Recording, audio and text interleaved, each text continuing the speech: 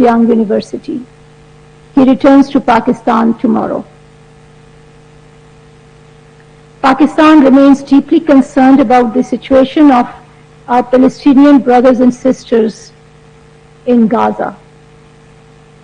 We strongly condemn the Israeli aggression and blockade, particularly the recent attack on a Gaza hospital. Israel's actions violate international humanitarian and human rights law. Deliberate attacks against civilian targets constitute war crimes and crimes against humanity. We call for an immediate ceasefire, an end to the siege of Gaza, and the facilitation of humanitarian corridors for unrestricted relief supplies. At the urgent ministerial meeting of the OIC Executive Committee held in Jeddah yesterday, which was co-convened by Pakistan and Saudi Arabia, the foreign minister stressed that the core issue underlying the conflict was the failure to implement the two-state solution. He reaffirmed Pakistan's unwavering support for Palestinians' self-determination and advocating for establishment of a secure, contiguous, and sovereign Palestinian state. The joint communiqué adopted after yesterday's meeting reflects the unified stance of the Muslim Ummah on the Gaza situation. Pakistan has been actively engaged in consultation with OIC member states as part of our contribution in developing this consensus. In this context, the foreign minister has held meetings with the foreign minister of Saudi Arabia and the foreign minister of Kuwait. In the leading up of the meeting, he held telephone conversations with the foreign ministers of Iran, Jordan, Turkey, and the UAE.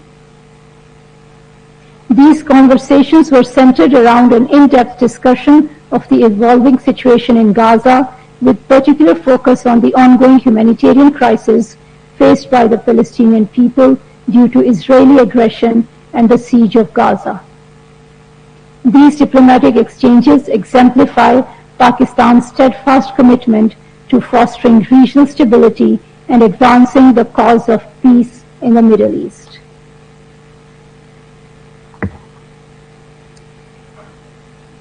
Given the critical humanitarian situation in Gaza, Pakistan is sending humanitarian assistance for our Palestinian brothers and sisters. A chartered aircraft carrying 100 tons of essential medical supplies, tents and blankets will depart from Islamabad to Egypt this afternoon. From Egypt, these items will be transferred to the people of Gaza.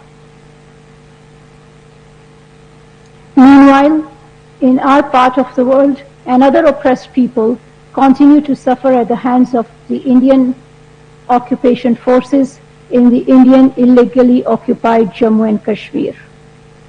Restrictions on a large number of political leaders and religious figures continue to remain in place. Last Friday, the Indian authorities sealed Srinagar's historic Jamia Mosque and placed one of the most prominent Kashmiri leaders, Mir Wais Umar Farooq, under house arrest. Mir Wais was released only a few weeks ago after a prolonged house arrest of 4 years. Closing down Srinagar's Jamia Mosque on different religious occasions has become a norm for the Indian authorities, just as they continue to impose restrictions on Eid prayers and Muharram processions. We urge India to bring an end to the curbs imposed on political and religious leaders, activists, journalists, and human rights defenders in IIOJK.